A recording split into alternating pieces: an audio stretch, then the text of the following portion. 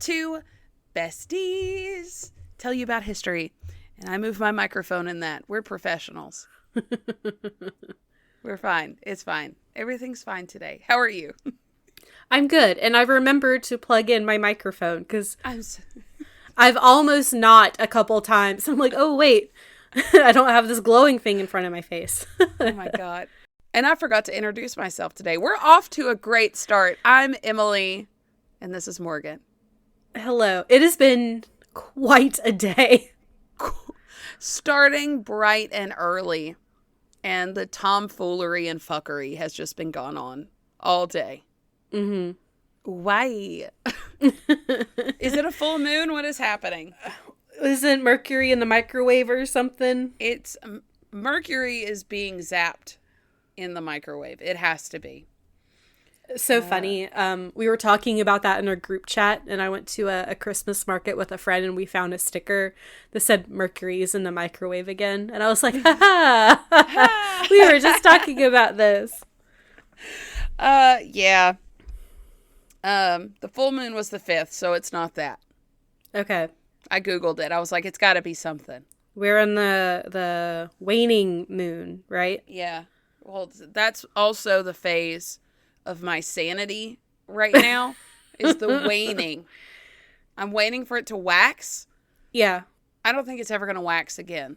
Perpetual waning. You've been through it today. My God. And it all started when I was running late for work this morning, realized I was late. I had to get gas in the Jeep or that thirsty hoe wasn't going to make it because I had to go across town. And I couldn't get the gas cap off because my husband, like the Hulk, tightened it. I mean, I was using 2 hands and all my wrists hurt after, and I was cussing it. I was standing there in a nice work attire, fighting with a Cherokee, cussing. And then by the time I got there, the presentation had already started, which I was a part of. So I had to sneak to the front. Oh boy. I love that. Social anxiety who? Never heard of her. Yeah, who's that? And then it just went downhill from there. Down to I went to go pull the meat out of the freezer to make food and realized I forgot to buy the meat and had to run to the Dollar General and get chicken tenders for dinner. It has been a lot. It's fine. And that's the been a Cliff lot. Notes. But you know what? We're here today. We're here right now. Yes. Everyone is safe and happy and and it's Thanksgiving. Turkey Day. Turkey Day. Turkey Day. Turkey Day. And pie. I'm so excited about pies. By the time this comes out, I've already had 1 Thanksgiving. Technically 2 if you count the book club. So I'm on Thanksgiving number 3, guys. I'm living life.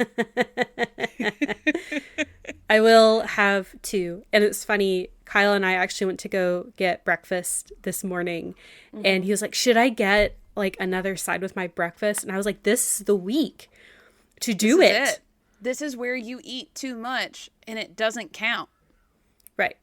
I got 3 desserts on my plate the other day. Were they tiny? Yes. Were they all covered in too much whipped cream? Also, yes. Cool Whip lives in my soul, okay?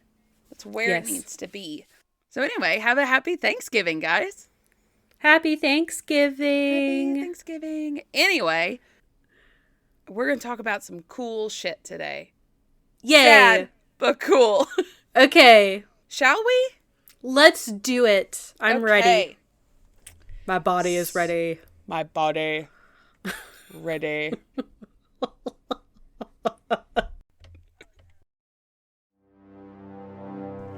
It's a dark and extremely stormy night in November on Lake Superior in 1975.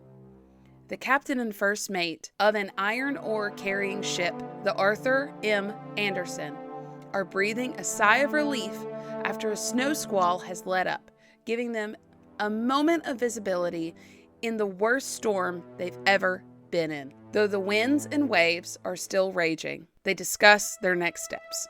Captain, it seems the squall is over. We're seeing pings and radar again. Good. Did they come back on the radar? No, sir. I don't see anything on the radar right now. Okay.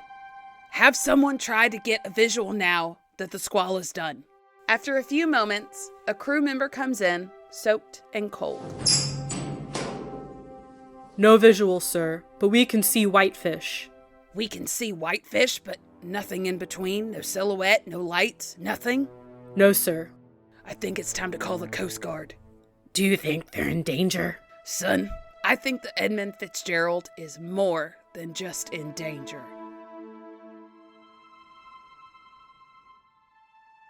Ooh. Oh my God. This is a long time coming.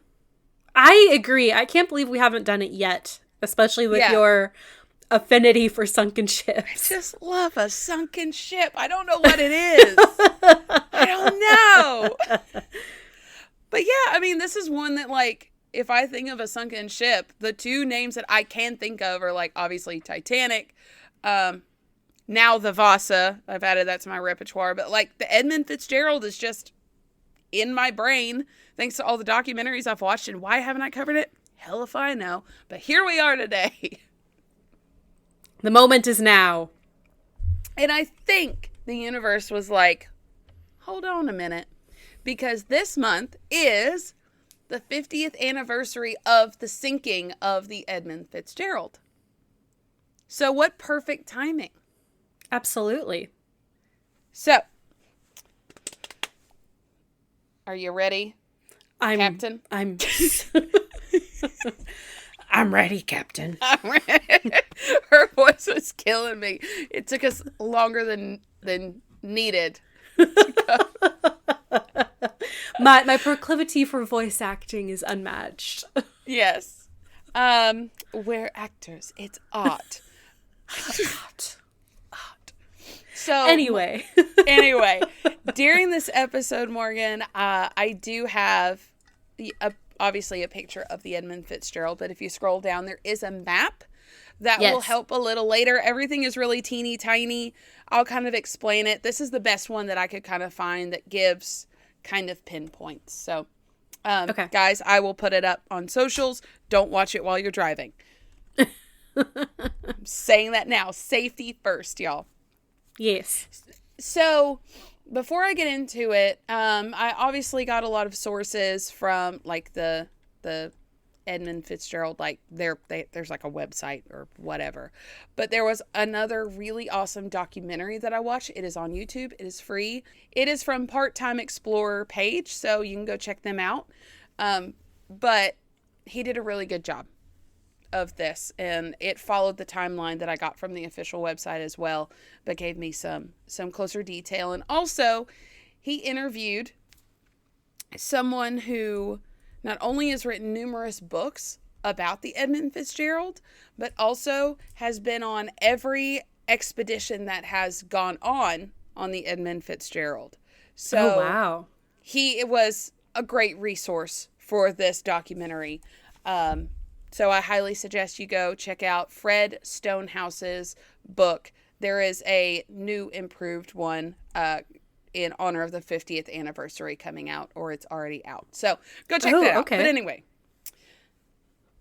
let's talk about the boat. So in the 50s, the Great Lawrence Seaway was under construction, and that connected the ocean through, I believe it's the Lawrence River, and then a series of dams into the Great Lakes. So, with this being completed in 1957, I'm really not going to just know that was completed in 1957, so you could get from ocean into Great Lake. Okay. The Northern Mutual Life Insurance Company decided they wanted to diversify and wanted to ship iron ore. And I don't know, maybe because they are a life insurance company and had a lot of money, they were like, we're going to build the biggest one possible that is still in the confinements of this seaway. Okay. So like we want it to be able to go through the seaway, but we're going to build it up to the biggest we can get. Okay. And it's going to be the biggest ship on the lakes up to this point.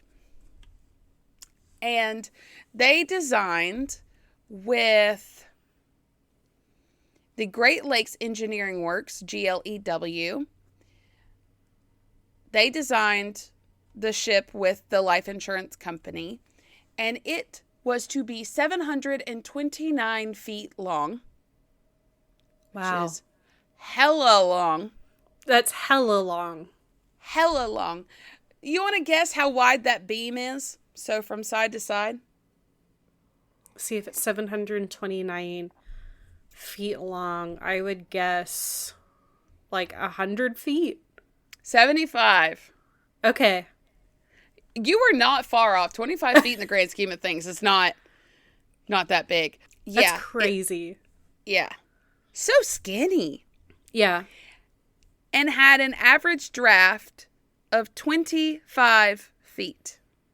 So it sat 25 feet in the water. That's what a draft is. Okay.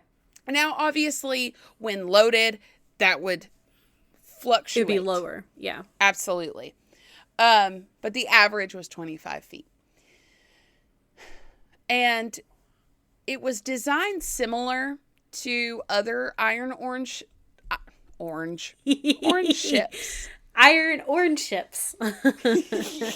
Iron ore ships. It had 2 deck houses, though. And it was actually quite fancy. It had like shag carpeting because it could. It had tile in the bathrooms. It was like kind of fancy to be like a working ship. But that was because it wasn't infrequent that you had guests upon the ship. It had like dining rooms and all sorts of fancy things. And a lot of times the captains would like bring their wives and families along because why not? Yeah. And on the ship, Morgan, if you take a look, there are 21 hatches that would open, and that was access to 3 holds in the body of the back of the ship, basically. And these 3 holes were typically in a normal iron ore ship separated by watertight bulkheads. But in this ship, they were not. They were just separated by heavy-duty screens. And this made it essentially one giant hold for all this iron ore instead of 3 individual holds. So think about what happened when the Titanic filled with water and like the walls didn't go all the way up. Everything just kind of filled with water. Right. It's one big... Did they have a reasoning for not making 3 separate bulkheads? Were they trying to save on money or like... I have no idea. They did not explain that part at all. I don't know if it was like they just thought they didn't need it. Maybe they were trying to save on weight or money. I don't know. Okay. On the sides of the inside of the boat, there were ballast tanks going all the way to the side. And that was... one, to fill with water when it wasn't underweight to hold the boat down for stability reasons. And also, if something came in and damaged the side of the boat, it wouldn't immediately go into that holding tank. It could take a little bit of a hit and just fill up that one side. It also had a Westinghouse steam turbine that had 7,000 horsepower and could go 16 knots, which was way faster than any other iron ore ship. And the boiler for this engine was initially coal-fired. It would change. But overall, this was a very state-of-the-art ship. Yeah, it was I bet like, that boiler was fucking massive to power the ship. Could you imagine? That boat is so freaking big. It's enormous. And for a long time, it was fine. Well, a long time. We'll talk about it. But, okay, I'm getting ahead of myself here. February of 1957, they started working on this thing. And also, I just have to say, this is more than 2 football fields long. Yes. And 75 feet wide. Yeah. Almost like 2.5 football fields long. And how long is a football field? 100 feet? 360 feet. 360 feet. It's 2.5 football fields long, but like a third of a football field wide. Yeah. Very long and skinny. In 1958, the Northwestern Mutual Life Insurance Company announced that they would name the ship after the recently elected chairman of the board, Mr. Edmund Fitzgerald. Okay. Which was so kind. So, the boat is built. The way they built the boat was kind of cool. I didn't want to get too into it, but it's, you know how like when you build a house, a lot of times they'll build the trusses off-site and then just assemble it like Legos. That's kind of how they built this boat. Okay. Really cool. So on June the 8th, the SS Edmund Fitzgerald is put in the water. Not completely finished, but is put in the water and christened by Elizabeth Fitzgerald, the wife of Edmund Fitzgerald. Okay. Thousands of people came to watch her be put in the water and christened. And this is like a big thing for ships, y'all. Right. It's a big boat thing. They're being born. Yes. By getting smacked with a bottle of champagne. Can you imagine if, like, you go to christen a bottle or a boat and, like, slam a bottle of champagne and just the bottle, like, remains solid and you just puncture a hole in the boat? Oh, my God. Cardboard boat. Oh, my God. Who built this boat out of plywood? Don't christen the boat. Funny you say that because it took her 3 tries to break the champagne bottle. Those suckers are thick. Yeah. It's also a very bad omen if the champagne doesn't break the first time. Uh-oh. So, watching them drop, they did have a little video of them, like, dropping it into the water, and it was like on a sideways water slide. Could you imagine that thing just going down a little ramp into water and just hoping for the best? Can you imagine the wake off that thing after the entire thing goes in the water sideways? You're reading my mind because you know what they didn't do? Imagine the wake that was going to come from this boat. Because the wave was so big, it literally got people. People got on the other side. It tore down a whole grandstand. Holy shit. And apparently, it was so, like, spectacular and frightening and all the things. One dude had a heart attack and died. Oh my God. That's so sad. It's so bad. That's a horrible start. Oh, it literally bumped against the wall on the other side. Like, it kept going. Yeah, there's nothing to stop that big-ass wave. The boat hit the side of the channel thingy. Like, it all bounced off. Oh, jeez. Could you imagine sitting on those grandstands in that 700-something foot boat coming at you? God. I would probably also have a heart attack and die, honestly. At a minimum, shit my pants. At a minimum. Yeah. I'd probably hope for the wave of water to wash over me because I would have shit myself. Jeez. Oh, that's awful. That's so That bad. was like the first thing I thought of. How did they build this entire ass boat and not even think about the wake from sliding this thing into the water? Did they wing it? Did they wing this boat? They. Oh no. You know what's bad is I don't think they did. I don't know. I don't know what happened. Listen, I don't know what happened during the building of the boat, but the captaining of the boat was perfectly fine. Okay. So just know that. Okay. There was no king being like, I need a third row of guns. 100%. There was not. Also make this boat as shallow as possible.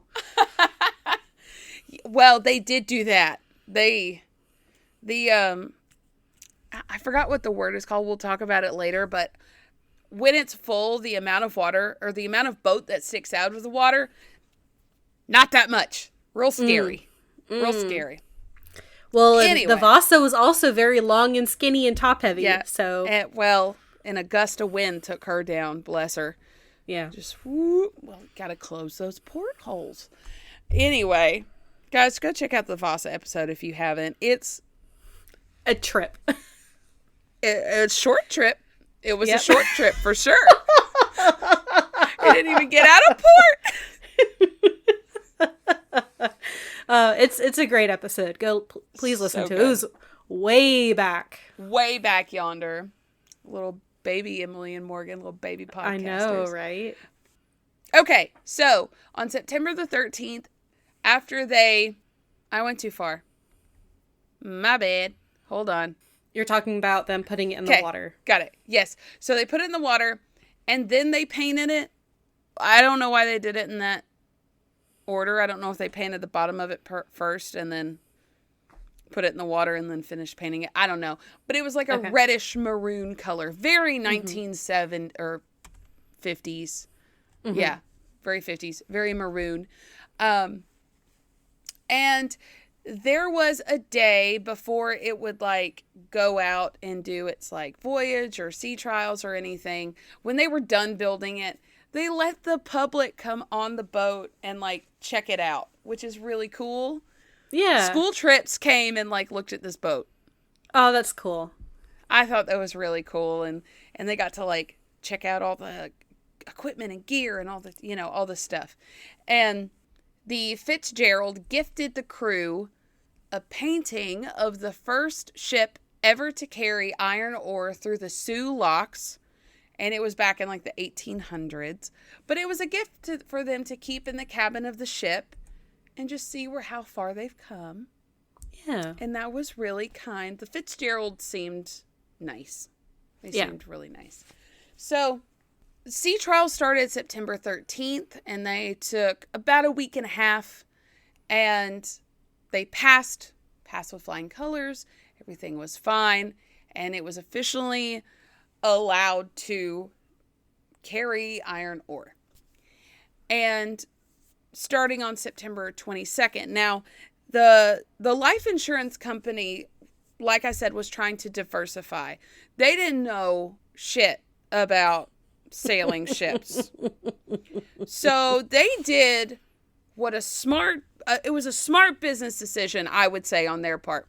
They get to reap the benefits of owning this boat and it doing a job, but they leased it to Ogle Bay Norton, and they leased it to that company for 25 years. So we own it. Mm-hmm. You're making money off of it, and I'm just getting a cut. And I think that's genius if you don't know anything about boats.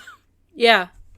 And I guess the company who was leasing the boat also paid the insurance company, right?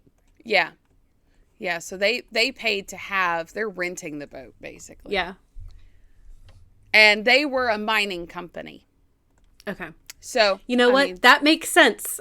They were renting in the an iron ore boat to a mining company. Yep. It makes total sense. I could see it. Business degree. I see the vision. I see it. Money everywhere. Raining down money. Duck McScrooge. Duck McScrooge. I'm making that. I know that's probably not his name. You're so close. It's Scrooge McDuck. I said that in my my brain was like, that doesn't feel right.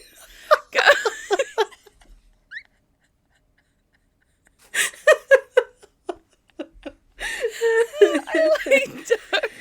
That implies his first name is just Duck. Well, he is a duck, so why wouldn't He's his a first duck. name be Duck? Well, I mean, that'd be like me having a child and being like, your name is Human. You are boy, and you are are boy. girl. So, okay, whew, my face. Back to the Edmund. So on the 24th, just 2 days later, I guess they were really itching to get out there. The Fitzgerald took its first voyage under Captain Bert Lambert through the Sioux Locks. And after its first successful trip, it broke the record for the largest load carried through the locks at that point. And Okay. it was supposed to take 26,000 tons of iron ore. But because the water level was a little too low at that time, its first voyage was just a teeny measly 20,000 tons of iron ore. Just a little bit. And okay, so I didn't even think about this and I didn't really even know where to throw it, but I'm going to tell you now. Okay. Once the iron ore's in there, because they had like these like chutes and they would just like go into the boat. How do you think they got them out? Probably not very efficiently. It took 15 hours to unload this boat. Did they do it like by hand or something? No, thank God. They had like a bucket, like a scooper, and they would scoop it out. And then at some point when you get to the bottom, they would lower a tractor into the boat so the tractor could like push it up to where the bucket could get it. And then they'd lift the tractor out. That's crazy. Crazy behavior. Like what? 15 hours? Wild. It would take, like, if you're working an 8 hours, let's just say, they're probably not working an 8-hour shift in the 50s, but, like, let's just say they are for funsies. That's 2 days worth of work. Mm-hmm. Wild. So, it soon became known as the Queen of the Lakes. Because it should be. It should She be. was a queen. The Queen Edmund Fitzgerald. This is a lady boat. Lady, she's a lady. So, it is important to remember where we're at. We're in Lake Superior. If you go back to the Christmas tree ship, another sad sunken ship. Yes. Was that on Superior or was that on Michigan? I think it was on Lake Michigan. But I know it's one of the lakes. I want to say it was Superior. Was it? Okay, well, it's on one of the lakes, and they're all pretty well the same when it comes to weather. I think Superior probably worse because it's the bigger of them. Yeah. It's more ocean-y. It's more ocean-y, yeah. Ocean vibes.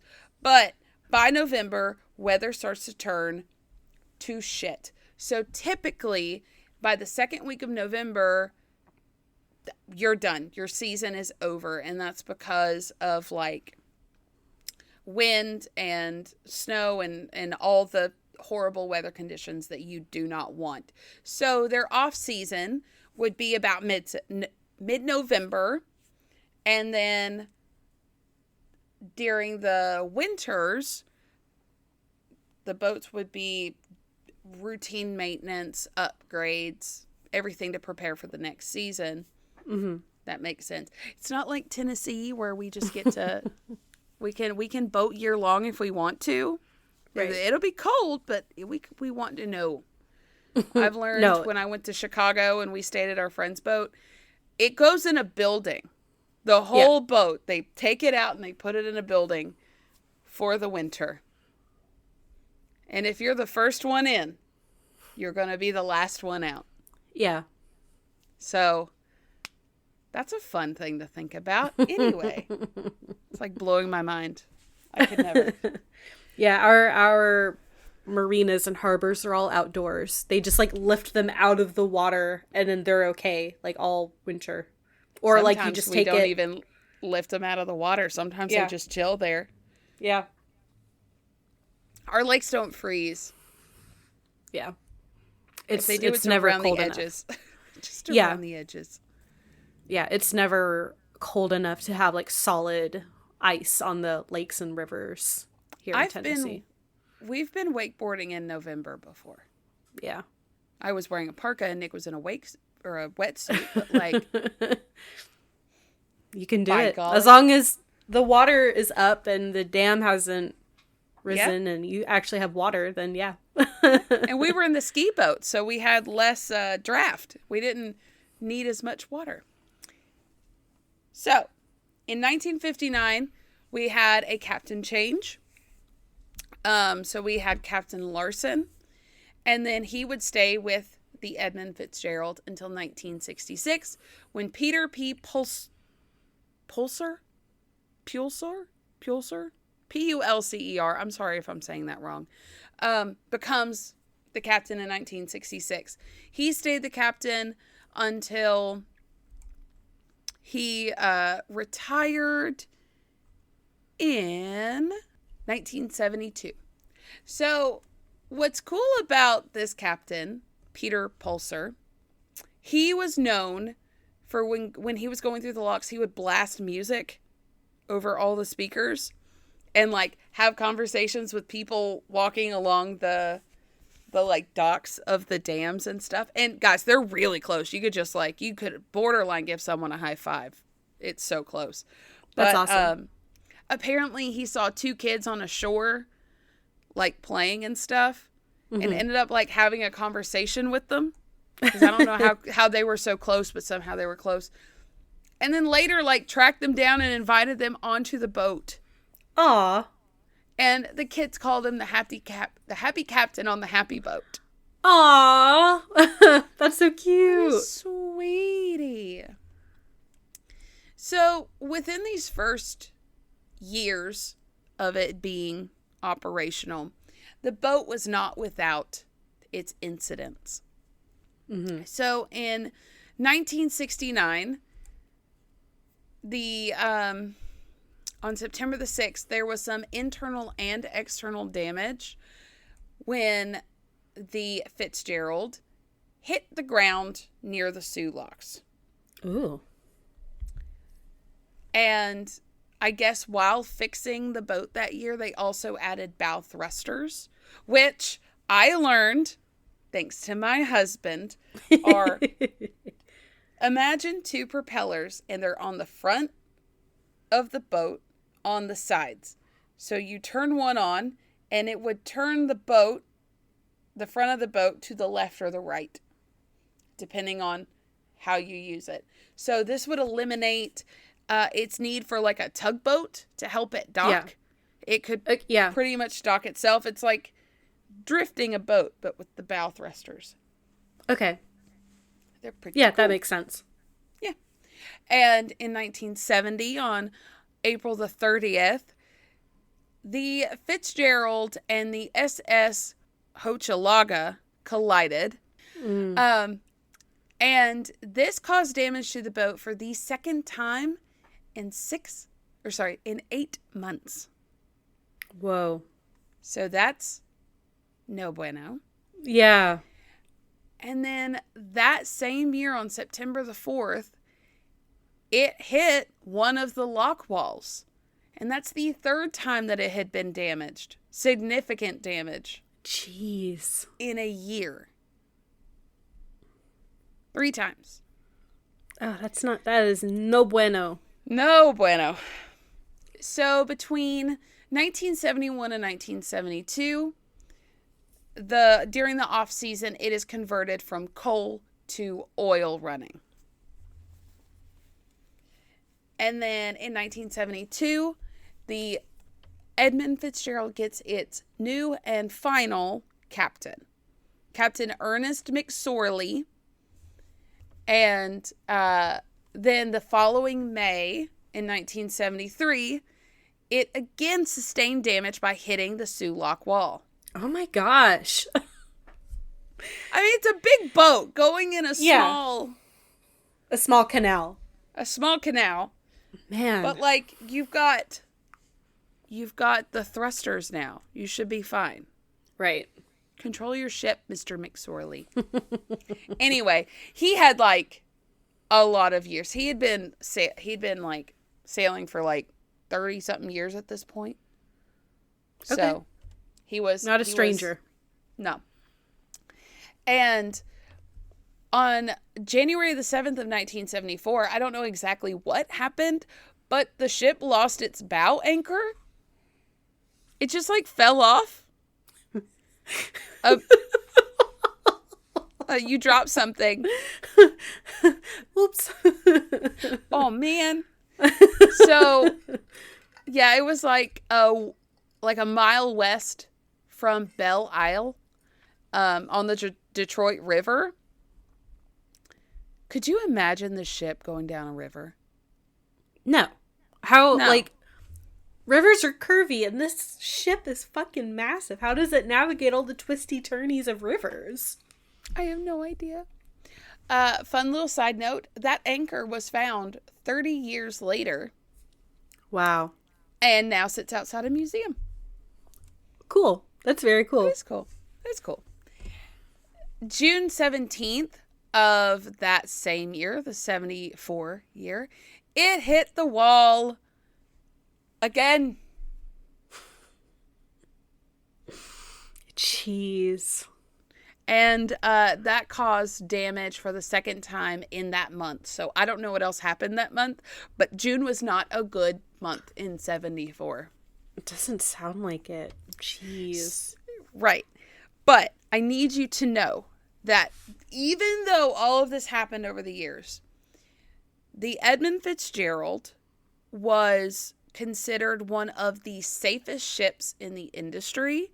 And the guy in the documentary put it like, yeah, there were problems, but with a ship this size, it's like a cracked windshield on a car equivalent. Mm-hmm. Like, it's okay. It's all fixable. It's fine. Mm-hmm. Nothing that's a big deal or super concerning. Right. So we got to think big scale here. If we crashed our car into the wall of the Soo Canal, it would total it. It would. Yeah. Yeah. So it is also very important to note that throughout her career, I think it was like 17 years or something like that of her voyaging, the Coast Guard adjusted the permitted load line and reduced her legal freeboard. That's how much boat is sticking out of the water after it's been adjusted down. Freeboard. Okay. Adjusted it by over 3 feet over the years. So the final freeboard was a little less than 12 feet. Really? Out of the water. That's not a lot at all. Slung. No. And so let's see, that'd be like 15 feet beforehand. Mm-hmm. But they still they not said, a lot. She's so safe and reliable and big, 12 feet is enough. No. Why do they always do that? I don't know. And why do they never learn their lesson? They never learn their lesson. They're gonna get as much iron ore on this because money. But you're basically calling your ship unsinkable. Yeah. There was apparently in the documentary, a guy was showing us the museum, and he was like, one of the 700 or there's like thousands of ships under Superior. Yeah. And he was like, one of them was called the Indestructible. I think it was called Indestructible. And he was like, there's a lesson there. Yeah. It's just one hard, like with all the sunken ships that you've talked about, like at one point or the other, they're all called indestructible. Yeah. And then they all sink. The Endurance, the Titanic. I mean, the Titanic means big, mass, Right. all of them. I forgot what the Vasa means. I don't remember. But they're all like, there's so much hubris in each of those stories. Except the Christmas tree one. That was just like a tragic accident. Oh, that was just so sad. Well, in this one, I feel mostly is tragic accident as well. Yeah. Because it had been sailing fine. And you'll get to why there was not a whole lot anyone could do. Right. So, yeah. I think the Vasa should have been called like FAFO. Fuck around and find out. Because they sure did. They really did. Dang King of Sweden. God, freaking. Could you imagine being known for that? Like, oh, you were the king that built the Vasa? Ugh. Anyway, so October 31st of 1975, Halloween. Yes. An inspection of the boat happened. Yearly routine. No serious issues were noted. They did note that hatch number 4 was cracked and gashed, but it's not really a big deal. They weren't made to be completely waterproof anyway. Why? I don't know. And are these the hatches on the top? The hatches on the top, yes. But I almost said the Vasa. Oh my God. The Fitzgerald was equipped with 6 water pumps.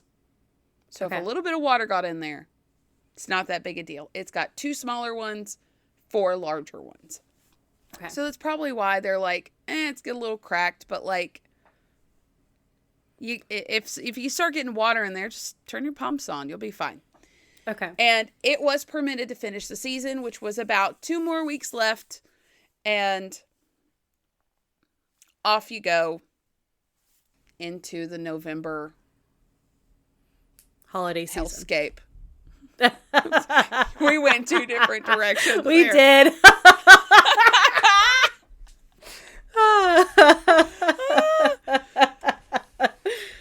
So, 9 days later, November the 9th of 1975, the Edmund Fitzgerald at 8:30 in the morning was loaded with taconite is the iron ore pellets names, taconite, in Burlington Northern Railroad, dock number 1, which is still standing, by the way.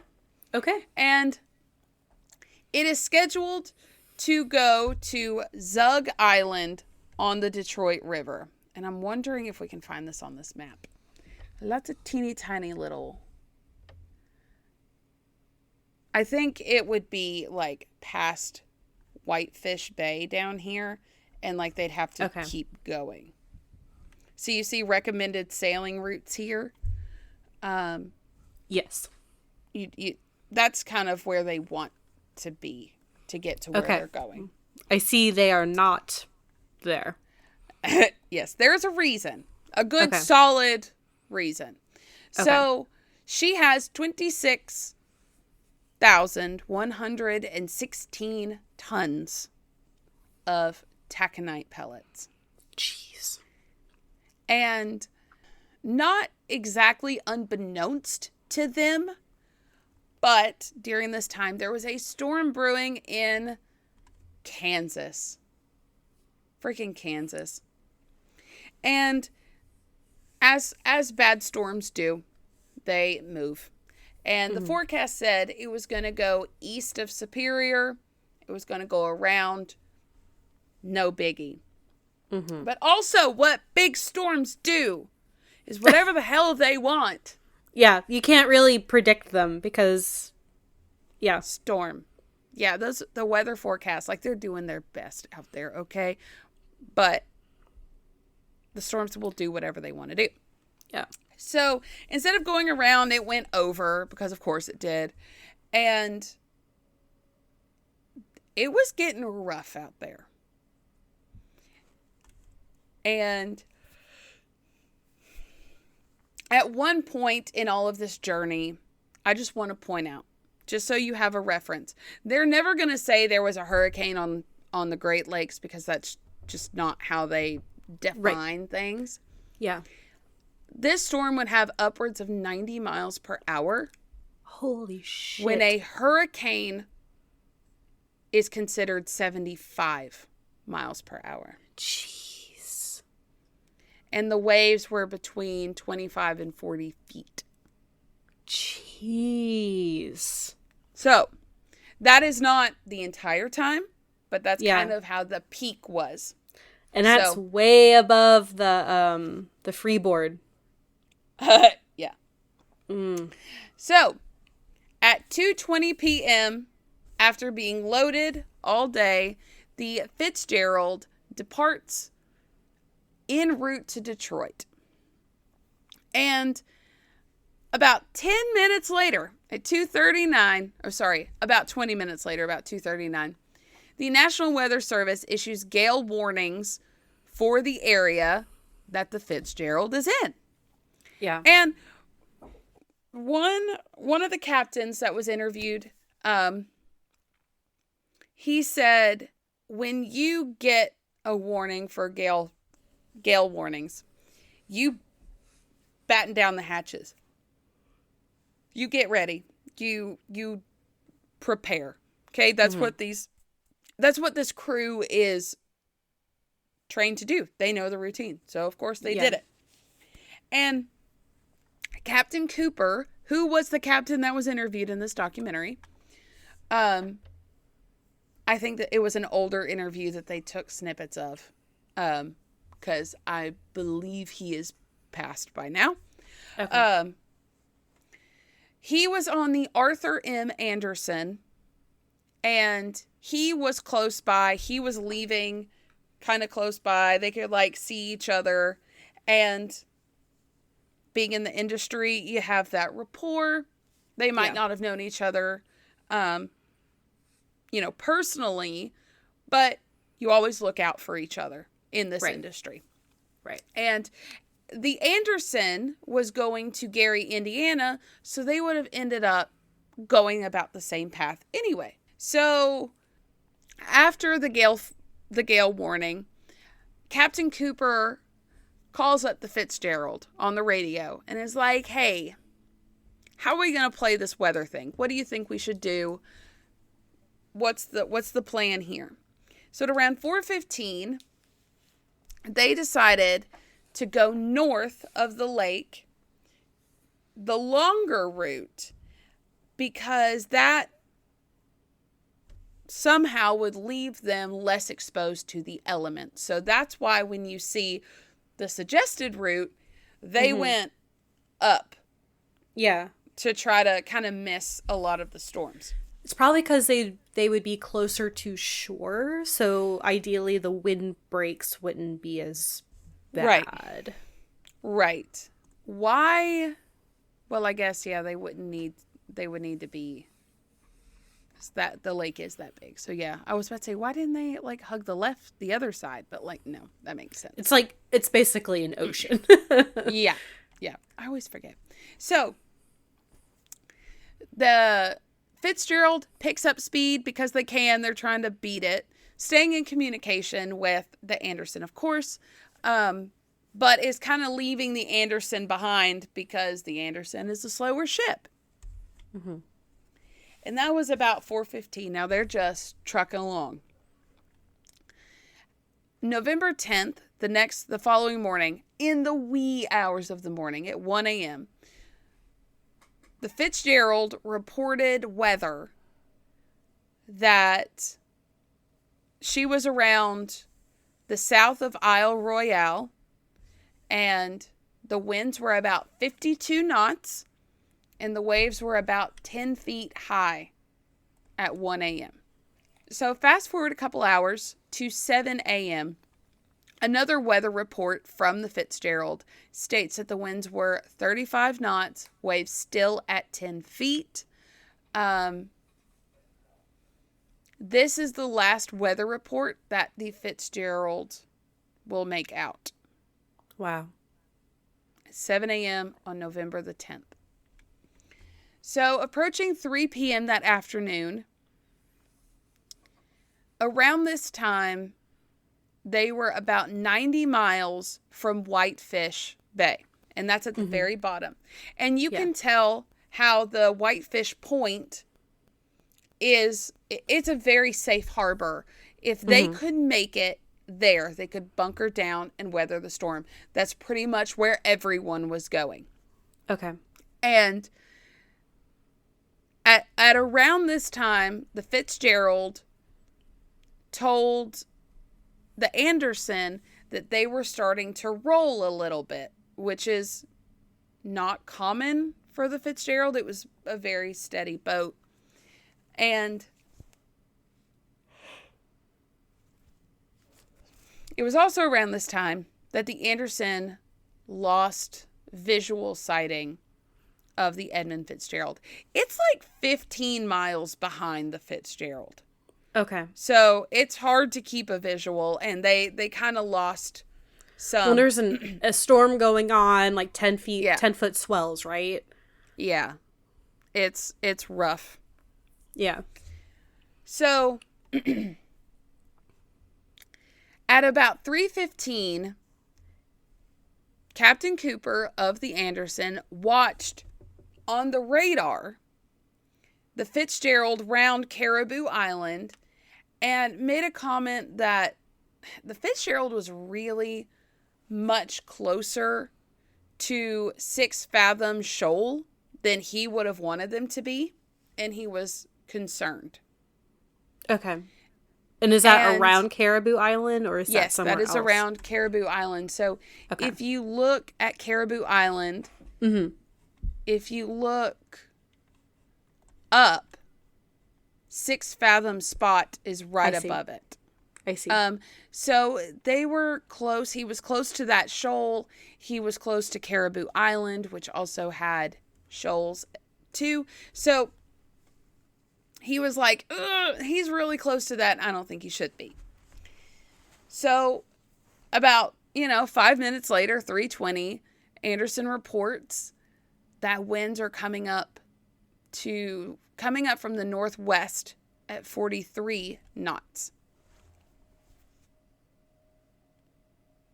And then 10 minutes later at 3:30, the Fitzgerald calls the Anderson.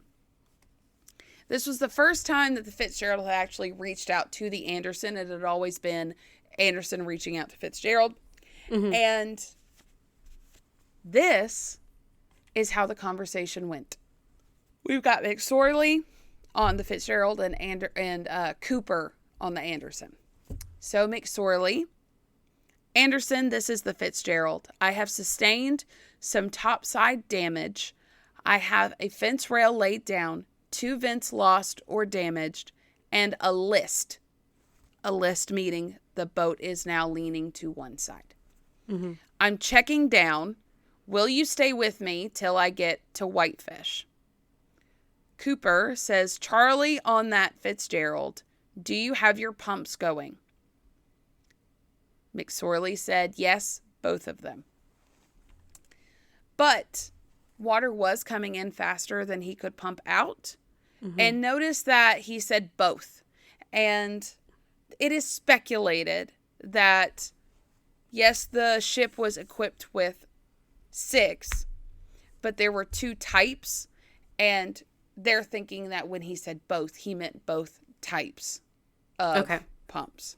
Not just 2 of them. Okay. But what they're thinking is that when he said 2 vents are lost or damaged, those vents prevented water from getting into those ballast tanks. So if you've lost 2 of those, now you're getting, I think it was on the starboard side, water was getting into the starboard side. And that's where the list came from. Yeah. It's debated where the fence rail, how that was damaged, and we'll talk about that later. So, what's happening?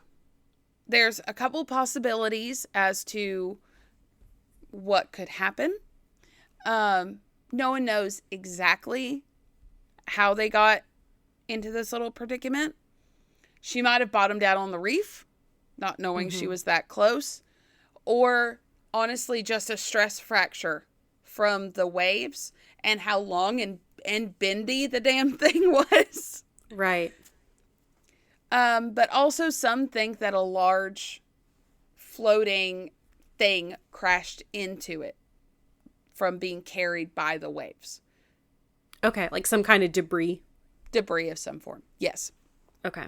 But either way, they did not put out a distress call. They did not feel as if they were in distress at all. Okay. It was also around this time, somewhere in the 3:30, 4 o'clock, kind of vibe, that the Coast Guard sent out a massive memo to everyone to GTFO. Yeah. Get off this lake. Right?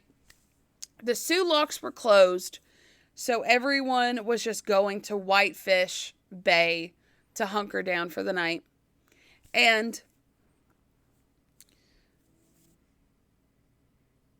the Fitzgerald was ahead of the Anderson now by 17 miles. Because remember, they're booking it. Right. By 4:10, the winds were around 90 knots. Shit. That is insane. We don't know what happens next. We don't know why this happens. But the Fitzgerald radios the Anderson and requested radar assistance. So there are gale force winds. There are waves 10 to 20 feet tall, I'm assuming at this point. And then the Fitzgerald, they have a list. They have damage. They're taking on water. The radar goes out. Oh my God. So the Anderson, he gets a call from Fitzgerald and is like, we need some assistance. And here's how this goes. Anderson, this is the Fitzgerald. I have lost both radars. Can you provide me with with radar plots till we reach Whitefish Bay? Anderson, Charlie on that, Fitzgerald, will keep you advised of position. So the Anderson is doing everything they can to help them. But, they're 17 miles back. Yeah. Yeah, but what you're saying, applause to them for doing what they could in the middle. And they're also in the middle of the storm. They're in the shit show too. So they were going blind. Just running blind, which sounds horrifying. Yeah. So they still had the chance that they weren't completely blind because Whitefish Lighthouse had obviously a light and a radio beacon from the lighthouse that could be used instead of like a radar. Okay. Unfortunately, at the time, the power had gone out. No. It's just like literally everything. So, did the lighthouse go out too? Yeah. Oh, no. Yeah. So, I believe eventually they were able to get it back going. And the radio used a like backup battery thing, but because it wasn't as strong as it normally was, the Fitzgerald was not close enough to pick up the emergency signal. Ah, jeez. Oh, no. So at about 4:39, 4:40, the Fitzgerald tries and cannot pick up this radio beacon. So they radio the Coast Guard station at Grand Marais. I don't know. Marais. Marais? Marius? Marius? Marias? I don't know. Tell us what that is. So, it was the emergency channel. SOS. And somewhere between 4:30 and 5 o'clock, the Fitzgerald called for any vessel in the Whitefish Point area, just asking a question, like, somebody respond to me, please. And they got the answer by a saltwater vessel, that Avaforsh, that the beacon and the light were not operating at that point. The power had gone out. But then about 30 minutes to an hour later, the Avaforsh called the Fitzgerald again to follow up to say, things have changed. So the Avaforsh said, Fitzgerald, this is the Avaforsh. I have the White House light now, but still am not receiving no beacon. Over. The Fitzgerald, I'm very glad to hear it. Now, please remember,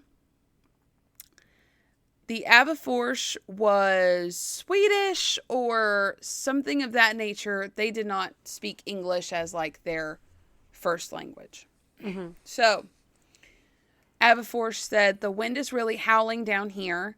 What are the conditions where you are? Now, at this point, the Fitzgerald, there's a lot of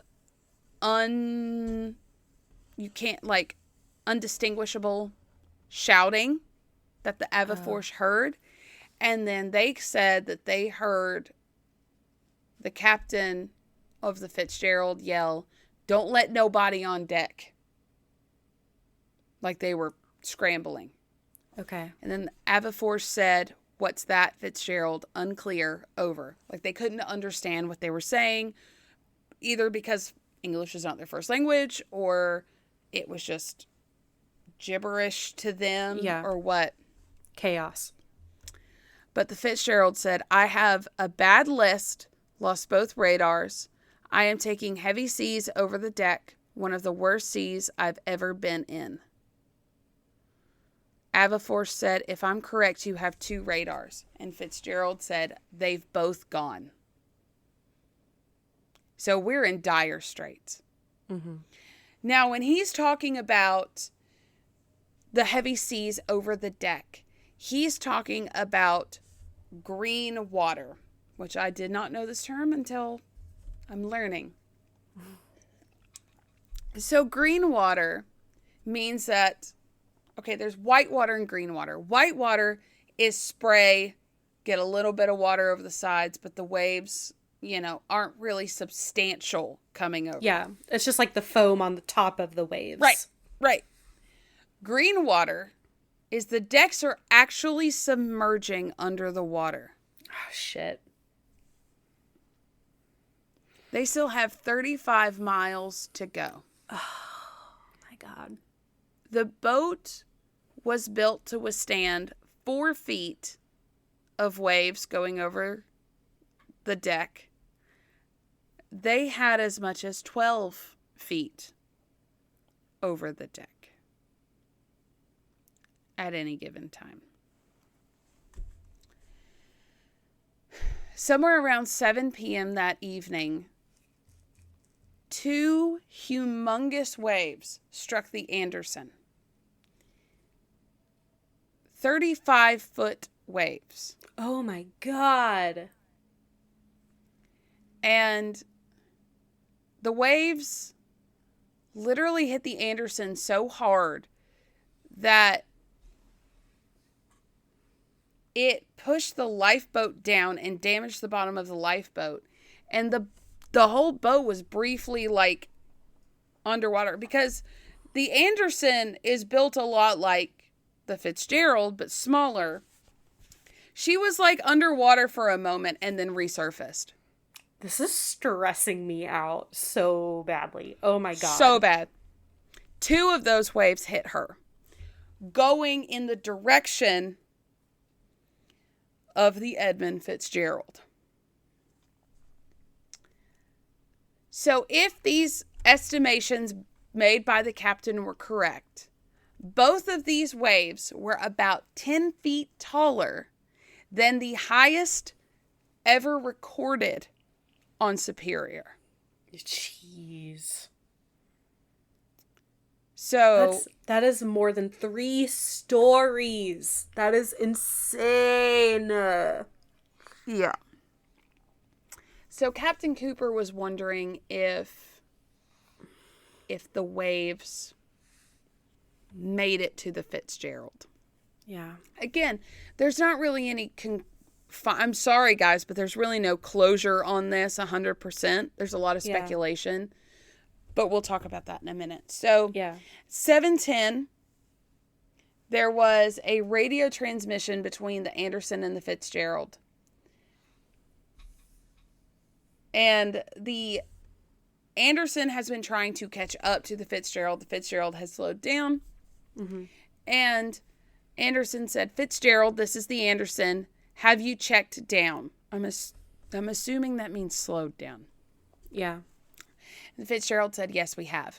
Anderson, Fitzgerald, we are about 10 miles behind you and gaining about 1.5 miles per hour. Fitzgerald, there is a target 19 miles ahead of us, so the target would be 9 miles ahead of you. So what he's talking about is there is a boat, for some god-awful reason, coming out of Whitefish and towards their general direction, but they kind of did the math and figured out they're not going to collide, but we should tell the Fitzgerald about it anyway. Right. And Fitzgerald said, well, am I going to clear? Anderson said, yes, he is going to pass to the west of you. Fitzgerald said, well, fine. Anderson, by the way, Fitzgerald, how are you making out with your problem? He said, we are holding our own, going along like an old shoe. And Anderson said, okay, fine. I'll be talking to you later. Later never came. Oh, jeez. This is the last conversation anyone ever had with them. So between 7:15 and 7:20, the Fitzgerald entered a snow squall. And this is kind of where we're getting into our skit this morning. Whenever you're listening to this, you know? Lord. So they entered a snow squall. If you don't know what a squall is, it's just a really brief moment of like crazy snow that you can't see shit through. Mm-hmm. But it passes, fairly quickly. Yeah. So this squall obscures the vessel from the radar, which isn't uncommon. A squall can mess up the radar. And when the snow let up, the Edmund Fitzgerald disappeared on the radar completely. And they couldn't get any visual on the Fitzgerald. They could see the shores of Whitefish. They could see the lights. But you should have been able to see the Fitzgerald between the two. Right. So they ended up alerting the Coast Guard. Unfortunately, the Coast Guard was a little busy trying to find a 16-foot civilian boat. Oh, jeez. And didn't really take it seriously because it's the Fitzgerald. Like, you're telling me the Fitzgerald is sinking? Come on. It's hit the side of the canal like a million times. Yeah, it's totally fine. Basically a bumper boat. So they're estimating that the boat had already sunk between 7:20 and 7:30. Jeez, only 10 minutes. They said it probably only took 1 to 2 minutes for it to actually sink all the way. Oh, God. So at 7:55, the Anderson calls again and is like, I cannot find the Fitzgerald. Get out here. Yeah. The Coast Guard didn't have a boat that could go out there. In the storm. Yeah. And they were like, we're not equipped for this. So the Coast Guard, at around 9 p.m., after finally taking it seriously, the Fitzgerald has been missing for an hour and a half at this point, called the Anderson back and is like, we can't go out there. Can you turn around and go out there and look for him? What? Anderson's like, I'm struggling. I've been underwater this entire time. So the Coast Guard said, Anderson, this is Group Sue. What is your present position? Anderson, we're down here about 5 miles off Paracine Island right now. The wind is northwest, 40 to 45 miles here at the bay. Coast Guard, is it calming down at all, do you think? Anderson. In the bay it is, but I heard a couple of the salties talking up there, and they wish they hadn't gone out. Salties is a boat. It's slang for a boat that goes on the saltwater and the lakes. Okay. So after this conversation, they were like, oh, well, have at it. And the only reason he went is because he knew that the crew of the Fitzgerald would have done the same for him. Captain Cooper. Captain Cooper, the real MVP. So the Coast Guard sends out a radio thing and is like, can anyone else help? Anyone. And one other ship decided they were going to go look.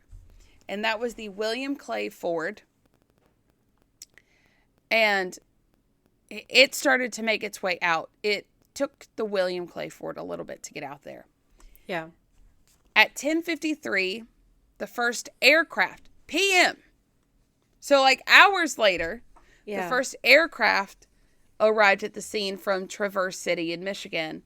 And they deployed an HU-16 aircraft and an HH-52 helicopter. But they really couldn't find anything with them. I mean, the storm is still ongoing, I assume. Yeah, it's not doing all right. Yeah. Yeah.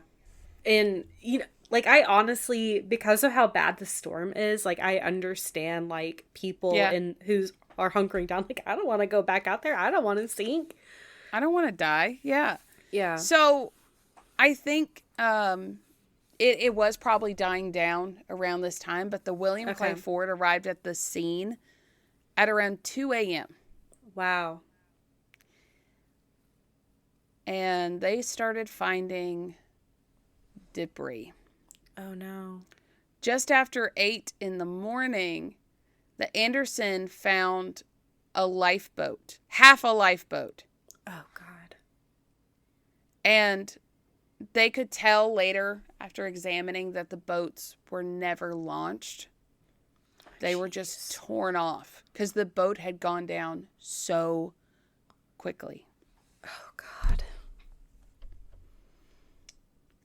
And that morning, a reverend by the name of Richard Ingalls prayed in his church and held a memorial for the 29 men lost. So, like, that morning, they were like, there's no way anyone survived. Oh, God, that's so sad. This would become an annual thing for the church. And they ring the bells 29 times. Oh. So, several days. I mean, they looked. They looked and they looked. A military plane found a location that was highly magnetic because iron ore. And it was just 17 miles from the coast of Whitefish. And the guy that the boat was named after was still alive and just retired. And he was devastated. Mr. Fitzgerald was like devastated. And he ended up going to the memorial of the crew. Oh my God. So I do think I'm going to cry. Like, this is so sad. The following May, the wreck of the Edmund Fitzgerald was officially identified when they sonar scanned it. They took an underwater orb camera, or not camera thing, but underwater orb. And they saw that it was broken in half. Oh my God. Oh, I just got like full body chills. There are pictures, little doodles from that 1976 excavation. The back half was about 150 to 200 feet like away from the front and also upside down. And the front was upright and very battered. Mm-hmm. So. And it looks like it's embedded in the soil. Yeah. Oh, God. It looks like, based on the drawing, it looks like it was just ripped. Like with the curvature of all, I guess, the steel. Yeah. Yeah, the Oh, way that it, looks... like, shredded. Yeah. Oh my God. So, okay. It sank. We found it the next year. Let's have a recap. What the hell happened? Officially, like I said, we don't know officially. Yeah. Yeah. The biggest argument that's going on as to what happened really is, did it break apart on the surface or did it break apart after nosediving? Because this is not deep. This Right. is, I don't really know. Let me see. How deep is the Edmund Fitzgerald? This is only in 530 to 535 feet. So the boat itself, think about it. If it nosedived, the back of the boat would still be floating on the top for a second. Mm-hmm. Because it's 700 and something feet long. Yeah, you're right. It's not, yeah, that's how the computer demonstrations would, it was like, if it nosedived, it would still be, the sticking back up end out would of the still be water. up. Yeah. Yeah. Yeah. Unless, like, the force of the waves, like, made it... I don't know. Right. So, what they're thinking is, did it nosedive and the force of the nosedive break off the back end from it then moving around? Or did it break on the surface and then sink? Mm-hmm. So, again, I wish I could give you solid answers. I can only give you what we're speculating through science now. So, apparently the boat was super bendy during storms, and people noted this before she even went down. And her sister ship was actually retired just 5 years later, suspected for the bendiness. We don't know. Some think that just honestly the weight of the waves itself broke the ships in half. It's not the first time that's happened on the Great Lakes. Right. But this was a much newer ship than the last ones that had broken in half like that. So there were many investigations of the Edmund Fitzgerald, and there were 3 main ones. A lot of them were smaller, but 3 main ones were done by the Coast Guard itself, the Lake Carriers Association, and the National Transportation Safety Board. All 3 of them concluded that she nosedived and broke her back after slamming into the ground. Okay. So, the crap thing is that the Coast Guard, I think, we're trying to cover their own mishaps on this. It said that the hatches weren't closed. So that kind of blamed the crew a little bit. Even though there was not really any evidence for that. And the families were pissed. Because they're like, this is a complete deflection of the fact that you weren't even prepared to go rescue someone in a storm. Right. A, that's your job. And B, you guys were the ones that said that they could carry more stuff. Yeah. So the families are saying that the Coast Guard were like trying to take culpable. the blame off of themselves. Yeah. Yeah. And later dives proved that the hatches were closed, but one of them was broken from just the weight. So that would have had a quick influx of water. So there were a couple other theories as to how it actually got underwater to begin with. And the rogue wave theory is one of the most popular ones. Yeah. And there's something about Superior that when you have a rogue wave, they tend to come in threes. And I think they called them like the Three Sisters or something like that. But with Captain Cooper experiencing 2 of those, it's not out of the ballpark. It's not out of the question that 2 of the hatches were like crushed. Mm-hmm. Because of, so like if the wave was coming in from the back, which I believe that's how it would have pushed the bow of the boat forward. Yeah. Then the second one would come before the front of the boat could even get a chance to come back up, and just being battered. Because it's so long, yeah. Yeah. So. That makes sense. I can see like that. I mean, I'm not a boat expert, clearly, but that makes obviously, sense.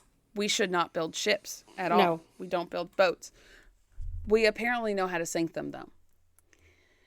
Also, don't forget that it is likely, some people say she didn't, some say she did, but there's a good chance she hit that reef. Yeah. And was already, the shoal. Yeah. She was already not doing okay. Because think about it. Her draft is 25 feet. The shoals and the reef were about 30 feet below water. So that's only a 5-foot difference. The waves are bringing the boat up and down. Yeah. So when a long boat like that bottoms out and the front and the back bend and the middle is humped up, that's called hogging, meaning the ship is bent up. Captain Cooper pointed out that the railings could have fallen down during hogging. Okay. So that would explain the railing and, the water coming in. Yeah. So, like, another suspected thing is that debris theory. That the debris hit the top and the side, and that's how the vent got broken and the railing got broken and those damages. Now, I'm a big believer, and it's probably a little bit of everything. Everyone's trying to like blame one thing, but it just seems like a series of unfortunate events that who says they couldn't hit the reef and then get hit by debris, and then a rogue wave comes and it's just a trifecta of awful. Yeah, of bullcrap and awful. And I mean, McSorley did everything right. He did everything he could. But it seemed like he was just trying to get to shore so fast. Yeah, he was doing everything he could. He averted the path. He did everything he was knew to do. Yeah. And in this situation, it just the storm was too great. So in 1976, the song The Wreck of the Edmund Fitzgerald was released by Gordon Lightfoot. Literally like less than a year later. Gordon Lightfoot was quick on the draw. It's a solid song. Okay. Morgan, I don't know if you recognized, but you did hear it on our off-roading trip a couple weeks ago. Oh, I did? Because it got played in one of the... Yeah. I was like, is this the wreck of the Edmund Fitzgerald? And I never felt more nerdy in my life. But in the song, he says that the bell tolls 29 times for those who lost. And it's a really good song, guys. Go listen to it. I'd play it for you, but I don't own the rights to it. So yeah, we don't want to get copyright's sued. a thing. Yeah. So go listen to it. But in the song, they ring the bell, and he played it at every concert he had until like he died. Wow. And when he passed, the church rang the bell 30 times. Oh.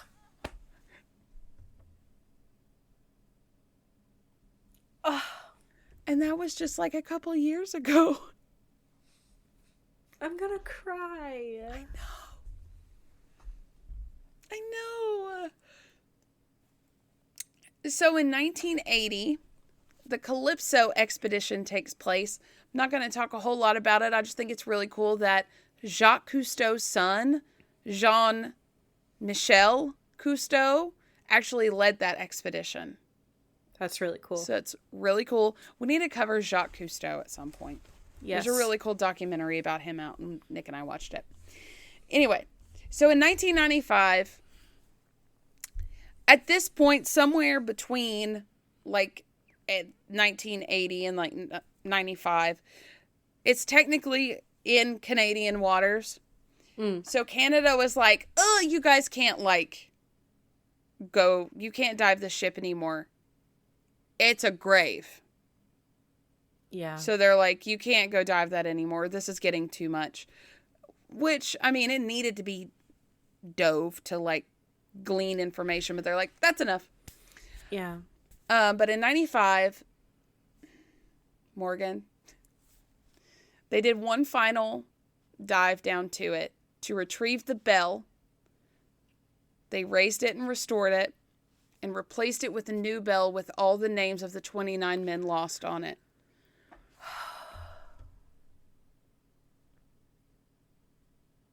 Oh my god.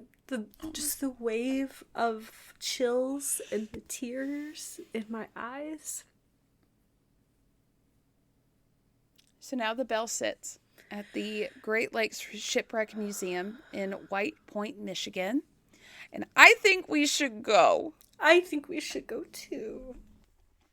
So after the wreck, people did take heed. There has not been another iron ore, at least I know, iron ore shipwreck since then. In Lake Superior. In Lake Superior. They made some really good changes.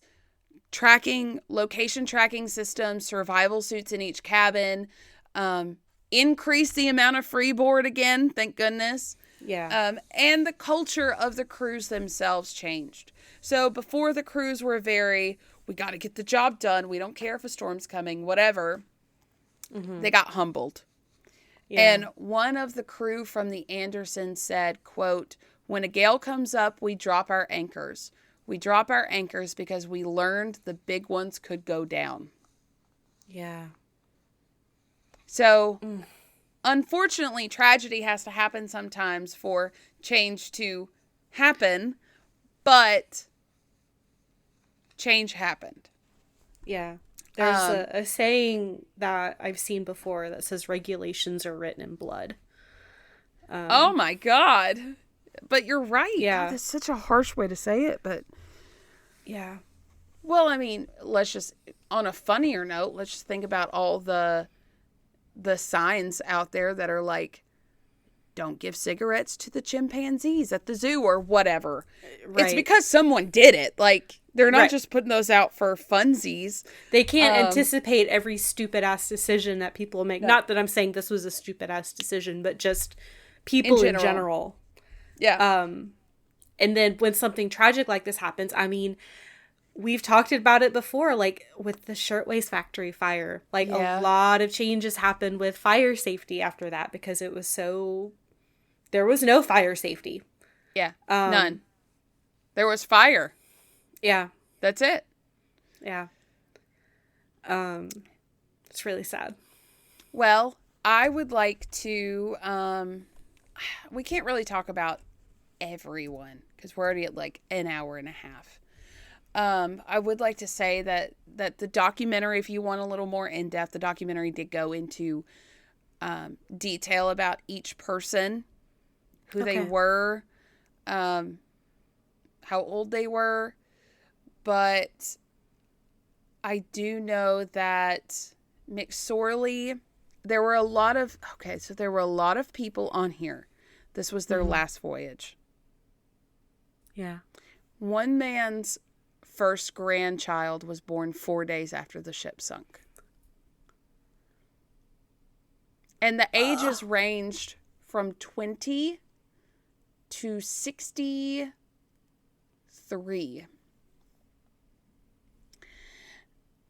And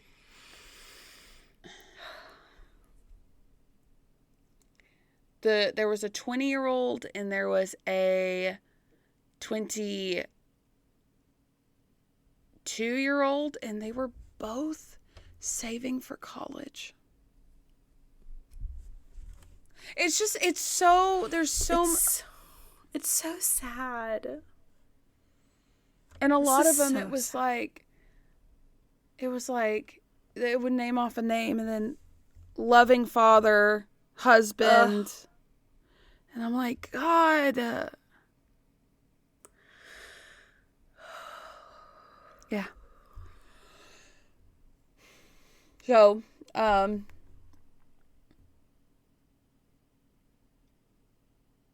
those that lost their lives that day, you were not forgotten, far from it. And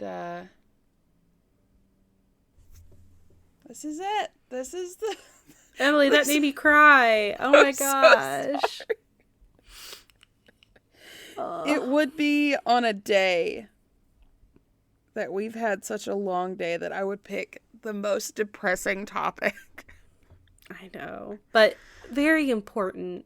It's very important that the men who lost their lives, their story gets told. Like you said, not forgotten.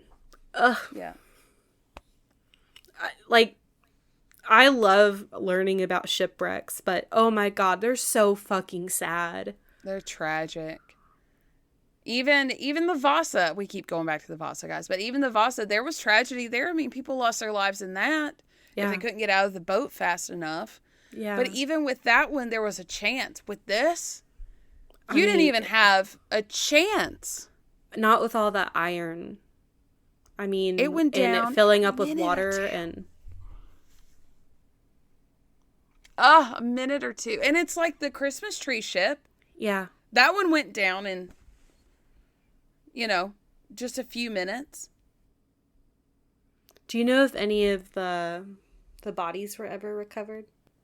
I didn't hear anything of any bodies being recovered. Okay. Again, like the Christmas tree ship, they didn't recover any bodies either. And it's like, Superior has... Well, and it was about the same time of year. And in that episode, we talked about how bodies don't float when it's that cold. Of water. Yeah. So if they're bobbing just under the surface. Also, one other thing that they changed is like all life jackets have like flashing lights on them. Yeah. So if you're in the dark, you can be seen. And the captain of the Anderson was like, that is something that will bother me for the rest of my life because, like, what if I just drove right past somebody? Yeah. And I couldn't see him? Oh, gosh. That's so awful because, like, the Captain Cooper did everything that he could. Everything. Oh, gosh. I hate it when people blame themselves. I know. Ugh. Oh, God. And a sweetie like Cooper. I know. Well, thank you for covering this, Emily. You did a great job. Thank you. We should do socials. Yeah. Yeah. You can find us on Facebook. Ill-Equipped History Podcast Group and Page. Instagram. At Ill-Equipped History. TikTok. At Ill-Equipped History. Email us at Gmail. ill-equippedhistory@gmail.com. And Patreon. Patreon.com/ill-equippedhistory. Yep. And when a gale comes up, drop your anchors, guys. Yeah. Go read the book that Emily recommended. If you can't read the book, go watch the documentary. It was also very well done. Watch any documentary because they're all really well done. Yeah. But this one was for the 50th anniversary, and they did a great job. Yeah, go check it out. Yeah. Go learn more. You know what? Go to the UP. Go to the Maritime Museum. Yeah. Take us with you. Take your favorite podcasters to the UP with you. Pack us in your suitcase and take us with you. We promise we won't be weird. You know that is a lie. Yeah. A lie. Okay. And one more time, we hope you have a wonderful and happy, wonderful Thanksgiving. We're so thankful to you guys. And we're just cutting off Emily. Oh my God, it's okay. We're so thankful you stuck around for this kind of bummer of an episode on like a day that's supposed to be very happy. So, sorry. Maybe, you know what? Maybe it'll help people, like, that extra push for thankfulness and gratitude. Yes. That they're not on a ship That's actively sinking. Yeah. in Lake Superior. Yeah. So, you know what? Hug your loved ones a little tighter and don't get on the boat. Yeah. Stay on dry land. Dry land, yeah. Okay, bye. Okay, bye.